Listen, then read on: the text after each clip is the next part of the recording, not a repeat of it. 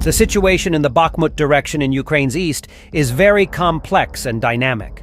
After the failure to cut Ukrainians off from the south of Ivanivsky village, Russians decided to divert their focus to the north of the village.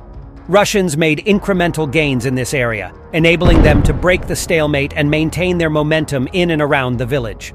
The hill to the northwest of Ivanivsky gave Ukrainians a tactical advantage, enabling them to strike Russians who were trying to advance in the lowlands through the village. For this reason, Russians constantly shelled the hill with artillery and bombed it with aviation. Their aim was to establish a foothold on the hills, then entrench and expand their control. After that, Russians would inevitably try to establish fire control over the road to the village, force Ukrainians out, and cut off major supply lines. Once Ukrainian defenses to the south of the village are undermined, the Russian plan is to finish the operation by advancing from the hills to try to take Klishivka into a pocket. After the Russians finished conducting their artillery preparation and suppressing the Ukrainian fire, they launched a powerful attack with infantry and armored vehicles. Geolocated footage shows that, in the aftermath of heavy clashes, Russians established control of part of the hill that is facing the village. Meanwhile, Ukrainians maintained some positions to the west of the hill, hoping to launch counterattacks and regain the lost positions. After the capture of a tactically important hill, Russians could advance while facing much softer Ukrainian resistance in the village itself. For this reason, Russians launched extensive preparations with very destructive TOS thermobaric artillery systems to pummel Ukrainian positions and amplified the destruction with drone strikes. After that, Russians launched one wave of assaults into the village after another. Ukrainian fighters report that the situation is difficult, but that they are holding on and knocking out Russian armored vehicles. Based on footage from the village, we can see that the village is mostly destroyed as a result of heavy bombings over the past months.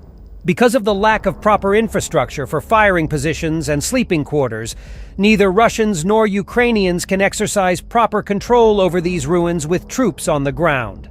For this reason, every Russian assault into the village consists of mostly armored vehicles, in hopes of overwhelming Ukrainians with their sheer firepower and numbers, which leads to heavy losses for the Russians due to lack of infantry support.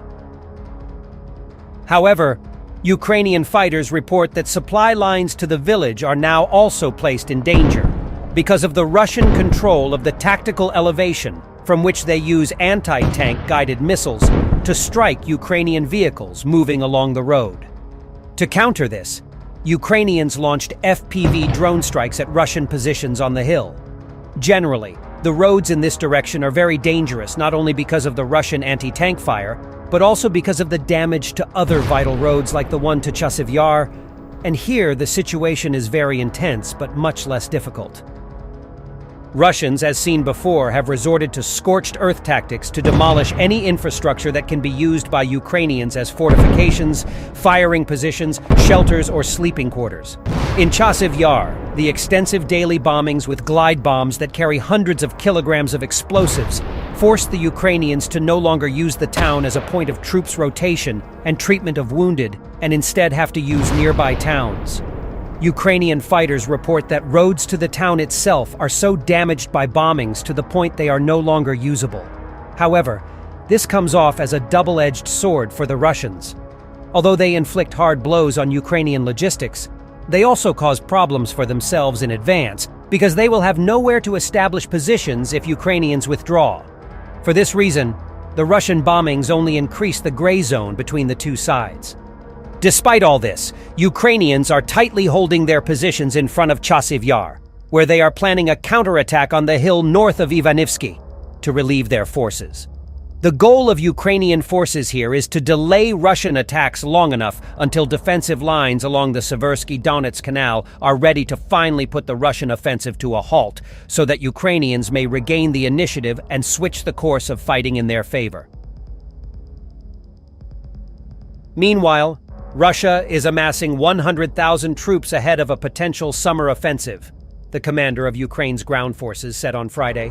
We do not know Russia's plans to the fullest extent. We only know the data they have and what they are creating. They are creating groups, more than 100,000, Lieutenant General Oleksandr Pavlyuk said on Ukrainian TV. It will not necessarily be an offensive. Perhaps they will use it to replenish their units that are losing their combat capability, he said. But there is a possibility that by the beginning of summer, they may have some forces to conduct offensive operations in one of the directions, he added. To prepare for the potential assault, Ukraine has started withdrawing some brigades to restore their combat capability, Pavlyuk continued.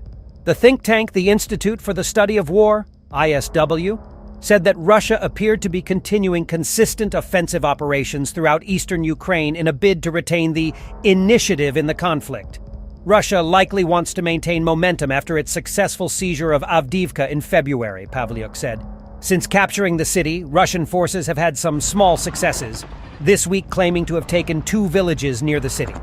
Pavlyuk noted that Russia was committing its resources in the directions of Avdiivka, Lyman, and Bakhmut, all in Ukraine's eastern Donetsk region. The Battle of Avdiivka was one of the bloodiest in the war so far, with both sides incurring heavy losses. The UK Ministry of Defense previously said in an intelligence update that Russia was averaging nearly 1,000 casualties per day in Ukraine in February, the highest since the war began. The department said on Thursday that while Russia was continuing to make minor gains, its advances have slowed in recent weeks, likely due to the significant losses its forces suffered in the campaign to take Avdiivka.